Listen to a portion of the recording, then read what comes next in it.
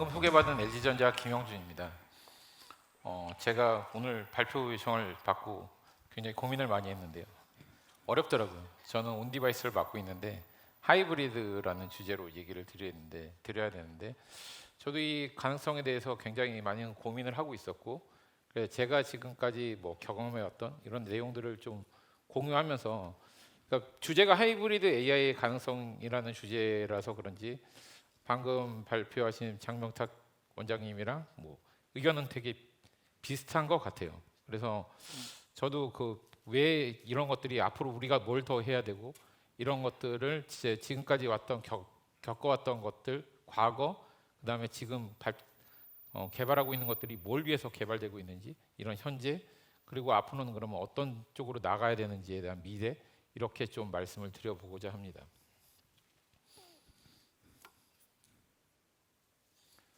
가트너 하이퍼 사이클 그래프 올해 버전입니다. 많이들 보셔서 아시겠지만은 이미 파운데이션 모델이나 아니면 거대 모델, 제너러티브 AI는 그 기대의 정점을 지나서 지금 아래쪽으로 향하고 있고, 왜냐하면 현재 상황에서는 거의 대부분 이런 것들은 크게 경쟁을 하고, 우리는 그만큼 수십조의 인프라를 투자해서 거대 모델을 만들 수 없다는 걸 우리도 잘 알고 있기 때문에, 그래서 이제 어떻게 보면은 그 확산이 어떻게 보면 좀 더디고, 우리가 기대했던 아까 말씀하셨던 피지컬 월드에 대해서 조금 더 알아갈 수 있는, 그래서 현실적인 문제를 해결해 줄 수 있는 것들이 아직은 좀 많이 부족한 상황입니다. 그래서 이런 것들의 기대는 여전히 굉장히 크고, 많은 빅테크들 위주로 주목을 받고 있지만은 현실적으로는 엣지 AI나 컴포지트 AI, 그다음에 커절 AI, 여기 또 멀티 에이전트 시스템스, 이런 것들이 이제 더 각광을 받고 있습니다. 그런 이유가 뭐냐면은 내가 어떻게 보면은 하나의 거대 모델만 가지고는 이 세상의 모든 문제를 풀 수 없다는 것을 현지에서 지금 자각을 하고 있기 때문이고요. 컴포짓 AI는 내가 다양한 기술적 결과물을 가지고 조합해서 뭔가를 만들어내는 방법이고요. 코절 AI는 원인과 결과를 가지고 명확히 설명할 수 있는 것들을 찾아서 뭔가를 발전시켜야 된다는 시스템들이고, 멀티 에이전트 시스템은 말 그대로고요. 그래서 이런 것들이 그래도 다행히 2년에서 5년 안에 뭔가 우리 현실 세계로 와서 많은 것들을 바꿀 거다라고 예측을 하고 있습니다. 그럼 왜 지금 그 거대 모델들이 어려움을 겪고 있냐?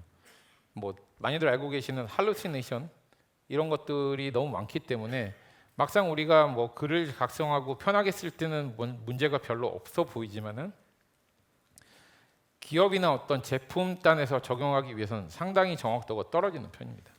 그걸 위해서 굉장히 부수적인 렉을 도입한다든지 랭체인을 도입해서 할루시네이션을 낮춘다든지 이런 작업들이 굉장히 많이 필요한데요. 이런 작업들을 지금 모두가 하고 있다고 저는 보여지고요.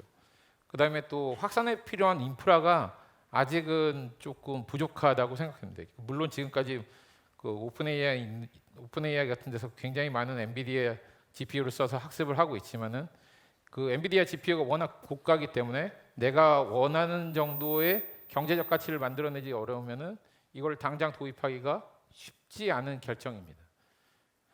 뿐만 아니라 요즘 전력도 새로운 소형 원자로를 데이터 센터마다 하나씩 만들어 가지고 적용한다는 얘기도 계속 나오고 있고요. 그런데 가장 문제는 메모리입니다. 연산량도 아닙니다. 메모리입니다. 그 뒤에서 좀 자세하게 말씀드리겠습니다. 그리고 실제 생활에 필요한 연결형 데이터는 인터넷 수집으로는 공부는 충분히 했다. 그래서 똑똑한 뭔가가 나왔는데, 이걸 가지고 기존의 거를 적용하려고 하다 보니까 기존에 이제 저희가 데이터베이스라는 형태로 만들어놨는데, 여기는 원인과 결과가 설명되어 있지 않고 어떻게 보면 키와 밸류라는 걸로 딱 그 순간에 스냅샷을 저장해 놓은 상황입니다. 근데 우리가 인공지능이라는 거, 결국 지금 나와 있는 라지 랭귀지 모델이라는 건 앞에 히스토리를 쭉 넣어주고 그 다음 답을 원하는 형태인 거잖아요. 그래서 어떻게 보면 앞에 있는 컨텍스트를 가지고 그 다음 답을 예측하는 녀석으로 만들어야 되는데, 이것들을 만들어 놓기에는 우리가 이미 기존에 만들어놨던 시스템들이 어떤 컨텍스트를 저장한다기보다는 스냅샷을 저장한 세계이고, 이것들을 가지고 거짓말을 안 만들기 위해서 레그라는 걸로 계속 날라서 뭔가 프롬프트에 넣고 정확도를 높이고 있지만 아직은 그 정도가 충분하지 않기 때문이라고 생각합니다. 그래서 결국은 뭐냐면은 실 데이터를 통한 개선이 필요하다라는 결론이 도달될 수밖에 없는 상황입니다. 그거는 뒤에서 조금 더 자세하게 좀 말씀드리겠습니다. 그래서 현재 어떤 일들이 벌어지고 있는지. 이게 이제 그 전체적인 장표 구성을 그래서 과거로부터 GPT-3가 출현한 뒤에 그다음 챗GPT까지 한 1년 반이나 2년 정도의 시간이 있었고 그다음에 몇 가지 큰 중요한 사건들이 있었다고 생각하는데 이게 왜 중요하고 그다음에 그것들이 지금 어떤 시장의 판도를 바꾸는지에 대해서 좀 말씀드리기 위해서 연역을 한번 쭉 적어봤습니다. 챗GPT라는 거는 뭐 다들 기억하시겠지만 랭귀지 러너에서 퓨셜 러너라고 했어요. 그러니까 뭔가 샘플을 몇 개 가르쳐 주면은 내가 이걸 잘하는 녀석처럼 얘기를 했어요. 근데 그때 막상 그러니까 여기서는 요거만 말씀드리고 넘어갈게요. 그 제로샷으로 만들어서 일반 유저가 아무런 프롬프트 없이 쓸 수 있게 만들었다. 그게 챗GPT의 혁명이라고 저는 생각합니다. 그리고 두 번째로는 메타에서 오픈 모델을 만들고 이 오픈 모델이 오픈이 되고 나니까 얘를 줄일 수 있는 방법이나 성능을 떨어뜨리지 않고 줄일 수 있는 방법 이거를 활용할 수 있는 다양한 프레임워크들이 엄청나게 많이 나오게 됩니다. 그리고 이런 것들이 나중에 온 디바이스 각 그 맨 마지막 엣지단에서 어떤 것들을 만들어서 센싱을 하고 이런 것들을 가지고 할러시네이션을 없애는 방법들이 연구가 되고 있는지가 여기서부터 출발했다고 생각되고 있고요. 그 다음에 그 GPT-4.5를 하면서 연구를 하시는 분들 옛날에는 뭐 음성 인식이니 영상 인식이니 뭐 텍스트 처리니 이게 다 별도의 하나의 그 독립적인 연구 분야였는데 이제는 모델 자체가 통합되고 어떻게 서로의 그 모델리티를 조인해 가지고 더 정확하고 그다음에 가치 있는 지식을 만들어낼 수 있는 체계로 연구 분야도 바뀌어가고 있고 그래서 이런 멀티모델리티와 멀티링구얼리티가 굉장히 많은 문제와 그다음에 통합적인 사고를 지금 요구를 한다라고 생각이 되고 있습니다. 그다음에 며칠 전에 나온 오픈AI 5.1은 이제 이게 현실이고 이거는 극단적으로 논리력에 포커스가 된 모델로 전환이 되고 있어요. 그게 왜 그런지 제 의견을 좀 말씀드리는 게 좀 도움이 되시지 않을까라고 생각해서 순서를 이런 식으로 정리를 해봤습니다. 그러니까 GPT 때는 어떤 일이 있었냐면은, 그러니까 기존에는 아까 제가 메모리가 굉장히 HBM 다들 아시잖아요. 굉장히 그래서 하이닉스 주가도 좋고. 근데 보면은 모델이 그 전에는 어떤 메모리 하나에 모델이 하나 다 올라갔어요. 그런데 거대 모델을 GPT-3부터는 거대 모델이라는 걸 만들다 보니까 모델 자체를 조각을 내서 조각을 각 GPU에 올려서 학습을 하게 되는 프레임으로 바뀐 거예요. 그러다 보니까 메모리에서 메모리끼리 커뮤니케이션 하는데 드는 이 비용이 엄청나게 들고, 그러니까 메모리가 클수록 많은 조각을 한꺼번에 담을 수 있잖아요. 여기서 오는 그 학습 속도의 이득이 어마어마해진 겁니다. 근데 엔비디아는 그때는 이런, 저도 엔비디아를 그때 아주 오래전부터 한 12년 전부터 같이 일을 했었는데 계속 뭐가 필요한지를 와서 이 전체 프레임워크를 제공해 주느라고 노력을 많이 했어요. 그래서 인퍼런스, 특히 패스터 트랜스포머라는 걸 만들어내면서 어떻게 보면 DSP 같은 걸로 더 빨리 가속할 수 있게 하는 프레임워크, 그다음에 굉장히 쉽게 서빙할 수 있는 것들, 이런 것들을 해서 여러 GPU를 하나처럼 쓸 수 있게 만드는, 그러다 보니까 그렇게 해서 좋은 건 뭐냐면은 이 거대 모델을 테스트해 볼 수 있다. 근데 반대로 이 정도의 인프라를 살려면 굉장히 많은 돈이 들어가게 됩니다. 그래서 여기 우리나라에서도 그때는 이제 GPT-3의 시기에서는 여러 오픈 진영도 있었고 사기업들도 비슷한 규모, 그러니까 175빌리언까지는 아니지만 80빌리언, 40빌리언 수준에서는 자체적으로 만들어서 뭔가를 하려는 노력을 많이 했고, 이걸 가지고 뭔가를 할 수 있지 않을까라는 생각을 했어요. 보통 여기 보면 여기들이 대부분 GPU 1000개씩 이상 갖고 있는 기업들입니다. 근데 그 한두 개 사기도 어려운데 1000개를 인피니밴드라는 거랑 같이 묶어서 사기에는 굉장히 돈이 많이 들어가는, 비용이 많이 들어가는 이슈가 됐던 거죠. 그런데 이때는 그래도 좋았던 게 앞에 프롬프트 러닝을 하면은 뭔가 캐릭터를 갖고 새로운 비즈니스 모델을 만든다거나 이런 것들이 그러니까 각 스타트업의 기회가 될 수 있었던 영역이에요. 시기이고, 그래서 많은 기업들이 이 프롬프트 러닝을 가지고 뭔가를 비즈니스를 만들려고 노력을 했고, 그때는 이제 그 퓨전 러너라고 모두가 강력하게 믿고 있었기 때문에 아주 거리낌 없이 넣었습니다. 근데 그거를 결국 오픈 AI가 다 빨아들였죠. 학습에 넣고 나서 그 프롬프트 러닝 하던 모든 업체들은 다 지금은 어려움을 겪는 상태로 가버렸습니다. 그러고 나서 이제 챗 GPT가 나왔죠. 이때는 저도 이제 뭐 이렇게 비슷한 걸 하고 있었지만은 이 GPT-3라는 이 프리트레이닝 모델도 값이 비쌌는데 이 소프트웨어 파인 튜닝이라는 컨셉이 등장하고 이걸 그러니까 멀티태스크로 몇 개를 잘 우리가 쓸만한 걸 넣어주면은 얘가 앞에 퓨샷 없이도 잘 동작한다. 그래서 이 셋을 구하는 게 그때는 일이었어요.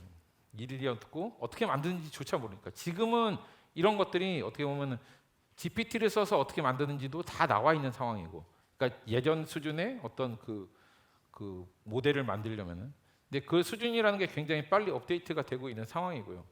그다음에 얼라이먼트 튜닝이라는 게 뭐 그 강학습을 통해서 휴먼과 얼라이먼트를 맞춘다는 의미거든요. 그래서 강학습을 통해서 좀 더 나은 형태로 만들어 줄 수 있다. 근데 이 규모가 너무 컸어요. 그때는 175빌리언짜리 강학습을 할 수 있는 데가 몇 군데 없었고, 그다음에 강학습에 대한 데이터 양도 어마어마해야지 뭔가 워킹을 하는 솔루션이었습니다.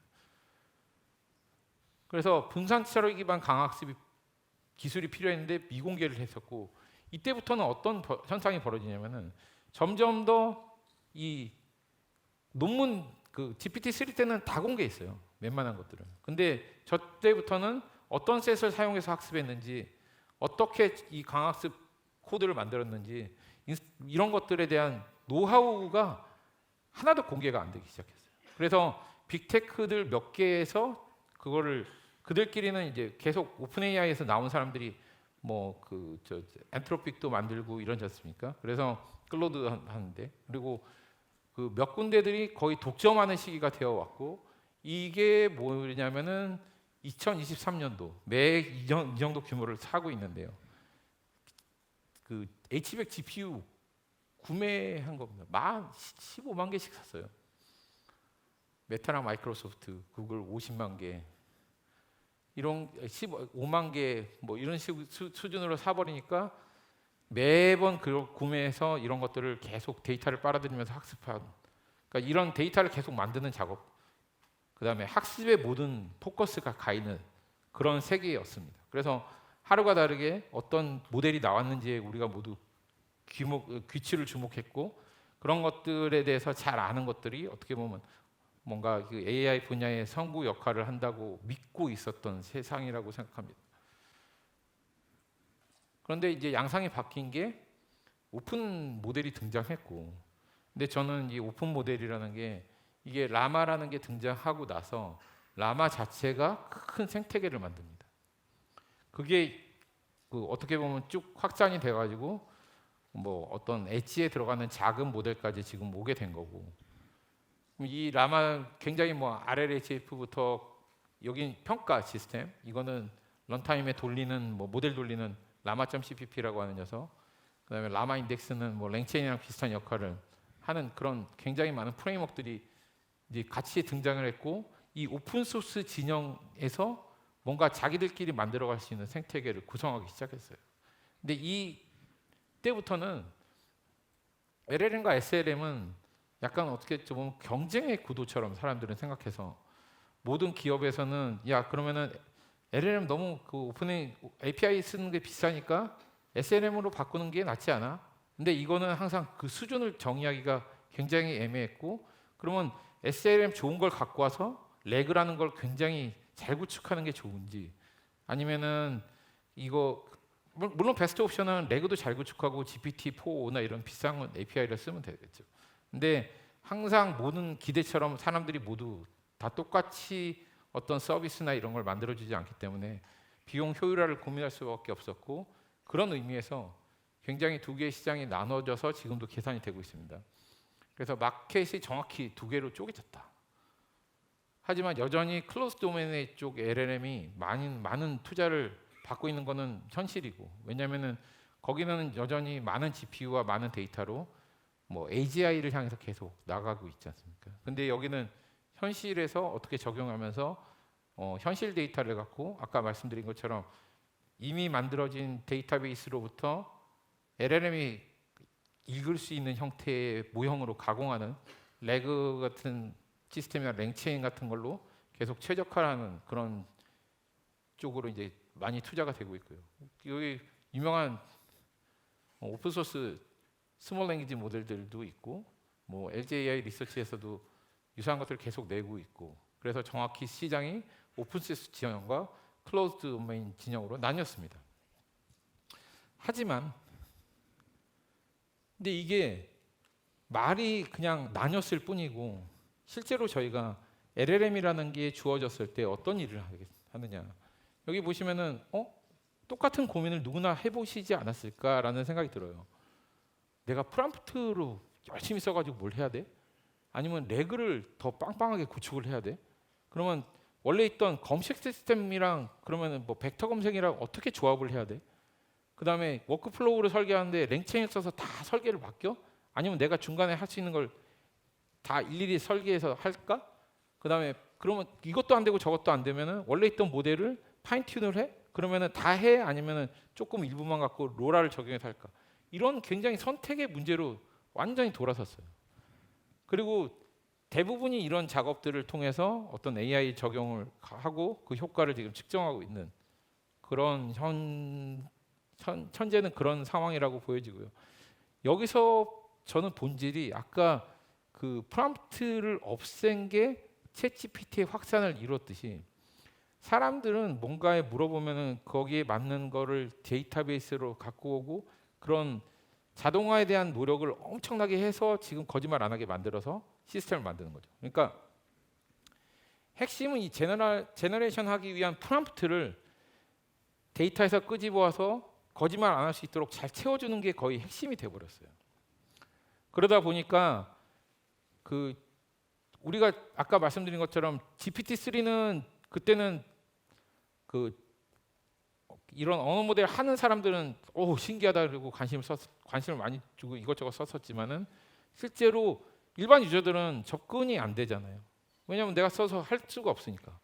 근데 이 부분을 자동화하는 게 어떻게 보면은 유저빌리티나 뭐 이런 그 적합도 이런 거에서 굉장히 중요한 역할을 한다라고 저는 생각합니다. 그래서 이 부분을 어떻게 자동화할 거냐에 대한 게임으로 향해 가고 있다라고 생각을 해요. 그래서 지금 아까 제가 말씀드린 것처럼 현재 데이터의 문제점은 내가 가진 데이터가 일단 디지털라이즈 되어 있지도 않은 데이터가 굉장히 많습니다. 그리고 디지털화 되어 있더라도 내가 그때 그 필요에 의해서 정의된 거라서 어떤 표준화 형태로 되어 있지도 않아. 그래서 그것들을 표준화하고 서로 조인하고 하는 과정에서 굉장히 많은 전처리 과정에서 어떻게 보면 더 많은 그 에너지가 지금 들어가고 있는 상황이고요. 저장된 데이터 역시 그냥 우리는 언어 모델이라는 게 나왔는데 대부분 자료에는 그림도 많고 표도 있고, 그럼 이 표와 그림과 글의 관계는 어떻게 되냐라는 거에 대한 것들을 정확히 알아야지. 사실 인간은 그거를 같이 봐가면서 학습을 했기 때문에 뭔가 그런 그 문서가 주어지면 쉽게 해석이 가능하지만 기계한테는 그냥 그림일 뿐이고 이미지일 뿐이니까 이것들을 밖에 있는 그림과 어떻게 연결시키냐, 그러면 그 그림 빼고 조인을 할 거냐, 그런 그림을 뭐 어떤 다른 포맷으로 바꿔줄 거냐, 그리고 이런 것들에 대한 것들, 표 그림이 너무 많다. 생각 나와 보니까 이미지도 많더라. 그래서 요즘은 VLM 같은 것들이 많이 주목을 받고, 거기서도 그럼 거기 그걸 다 파싱하고 나머지를 조합하고 그걸 다시 또 조인하고 하는 과정들을 열심히 하는 거죠.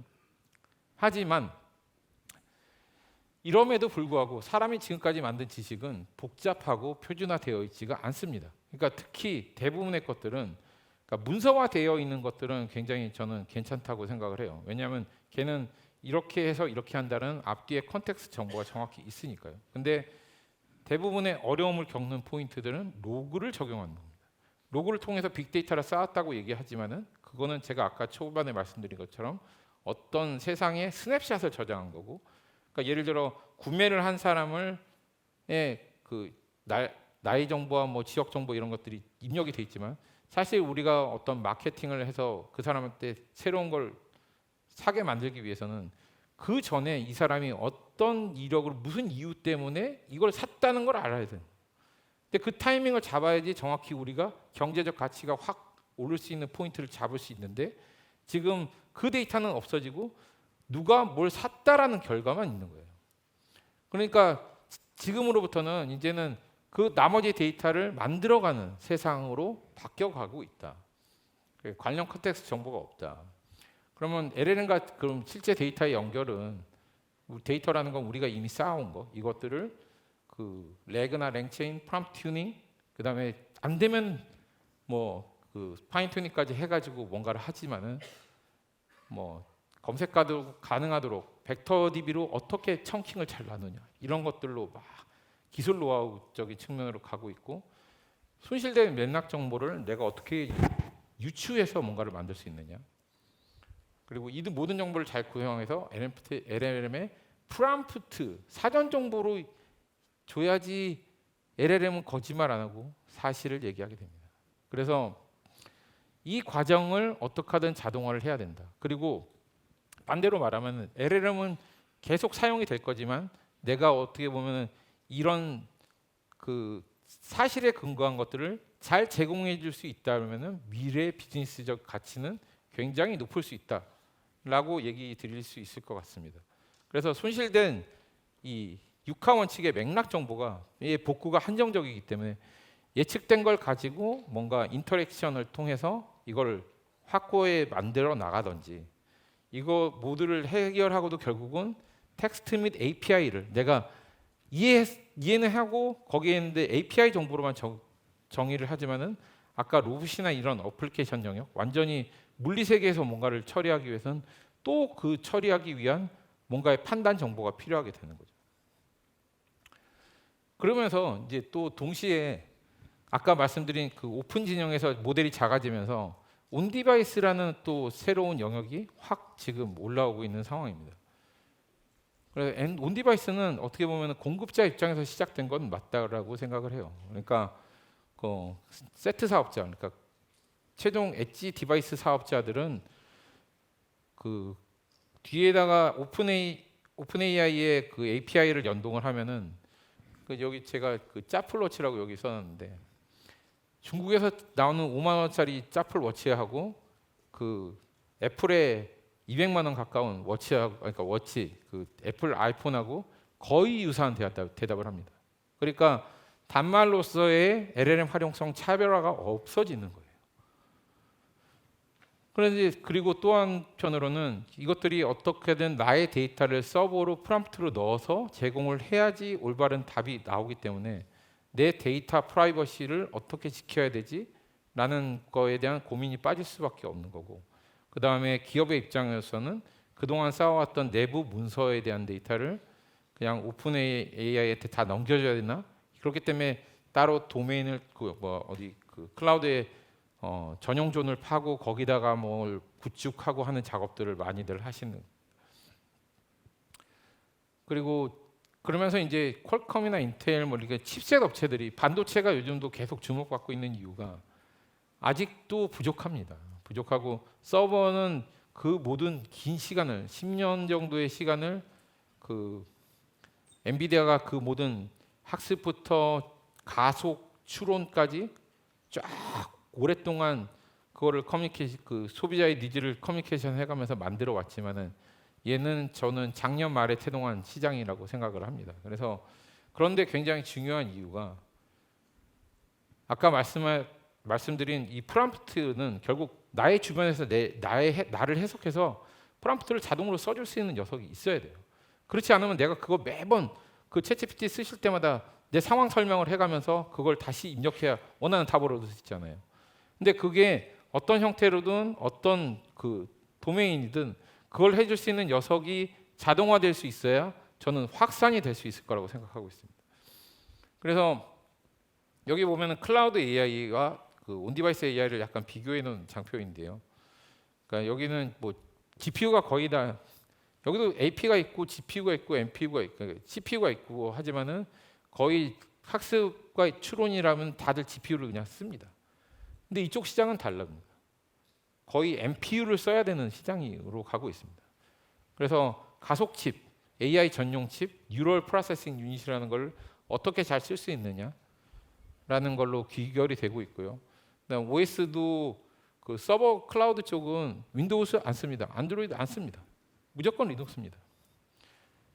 뭐 리눅스 다 쓰고, 왜 리눅스 쓰고, 거의 그러면 이 프로세스 영역과 OS 영역은 표준화가 돼 있다고 생각하시면 돼요. 여기에 런타임 컴파일러도 엔비디아가 다 제공을 하니까요.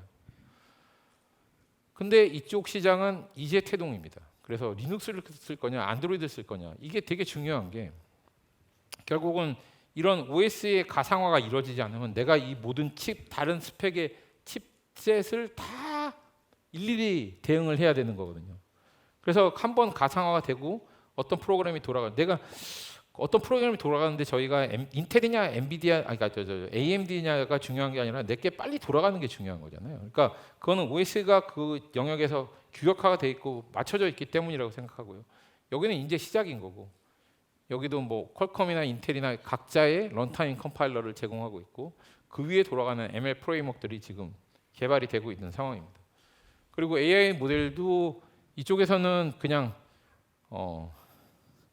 4바이트, 그러니까 32비트 플로트 포인트를 그냥 쓰는 거고, 여기는 인테저 지금 int4까지 4비트 퀀타이제이션까지 내려와서 뭔가를 하고 있는 상황이고요. 응용 영역도 여기는 서버에서 뭔가 서비스적인 온라인 상에서의 가치를 많이 만들다거나 아니면 기업의 그 프로세스를 이노베이션 한다거나 자동화한다거나 이런 쪽에 많이 쓰이고 있고, 이쪽 응용 영역은 검색도 이쪽이죠. 어떤 새로운 H 디바이스, 폰, PC, IoT 기기들 이런 뭐 자동차 이런 데로 확산이 되고 있는 그런 영역이라고 보시면 될 것 같습니다. 근데 이 하나가 모든 걸 적용할 수 있다고 생각하지는 않아요.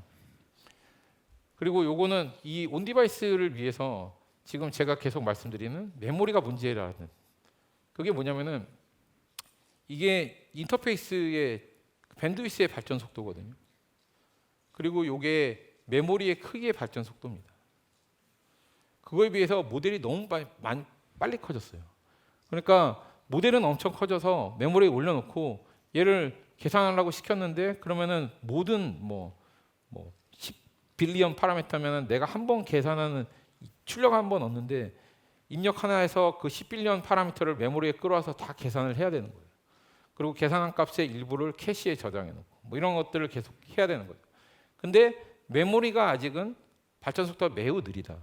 그리고 지금은 우리가 그 HBM이라는 걸 통해서, HBM이 장점은 굉장히 밴드위스가 크지만은 단점은 전력 소모량이 엄청납니다.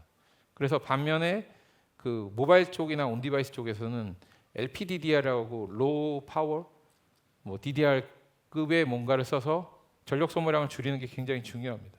어쨌든 결국 HBM과 그 LPDDR 같은 것들은 조인해서 만나고 뭔가 그 발전 방향으로 갈 거고, 그러면서도 이 저전력 HBM이 모바일이나 H 디바이스로 넘어올 거고, 그 다음에 또 하나가 웬만한 계산은 그 메모리 안에도 약간의 작은 프로세스가 있어가지고 이거를 좀 처리하고 적은 양의 용량을 아까 말씀드린 NPU나 이런 것들이랑 만나게 해야지 계산 효율화가 이루어질 수 있거든요. 이것들은 가능하고 지금 뭔가 이것들을 만들어내기 위한 작업들, 그다음에 연구 결과들은 굉장히 많은데 이것들이 상용화되기 위한 방법, 이게 프로세싱 메모리인데 이런 것들이 장착된 메모리들이 한 2년 안쪽으로 다 나올 거라고 예상을 하고 있습니다. 그리고 하드웨어 발전은 굉장히 메모리 디펜던시가 높다. 그 메모리의 특히 밴드위스의 발전이 빨라야 된다. 그리고 소프트웨어적으로는 잘 아시는 것처럼 큰 모델에서 작은 모델로 줄여야지 성능을 떨어뜨리지 않고 작은 모델이 어느 정도 자기가 할 수 있는 능력을 다 할 수 있습니다. 이거의 가장 큰 핵심 능력이 디스틸레이션이고요. 티처 스튜던트가 티처가 스튜던트들을 가르치는 방향과 그거에 관련된 셋을 잘 준비하는 게 굉장히 중요하고요. FAFT라고 해가지고 내가 파인 튜닝을 어떻게 해.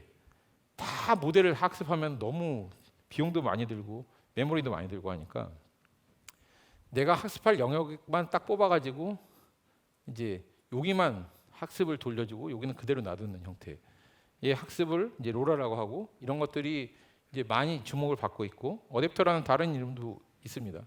이걸 어디 붙이느냐, 레이어를 옆으로 붙이냐 위에 붙이냐에 따라서 애플 인텔리전스 보면은 위에 붙여가지고 얘를 갖고 각 도메인별로 해서 뭔가 애플 인텔리전스를 구현하겠다고 얘기를 하고 있어요. 그 다음에 퀀타이제이션은 아까 말씀드린 것처럼 32비트 플로트를 뭐 4비트 연산자로 바꿔서 그냥 그 입력 자체의 크기를 줄여서 효율화를 이루겠다. 여기도 보시면은 네트워크를 보면은 굉장히 0에 가까운 숫자들이 많기 때문에 이것들을 어떻게 계산 안 하고 스킵하고 넘어갈 수 있느냐. 그리고 굉장히 그 다이내믹 레인지가 큰 데는 굉장히 많은 변수를 할당해서 촘촘하게 계산을 해야 되거든요.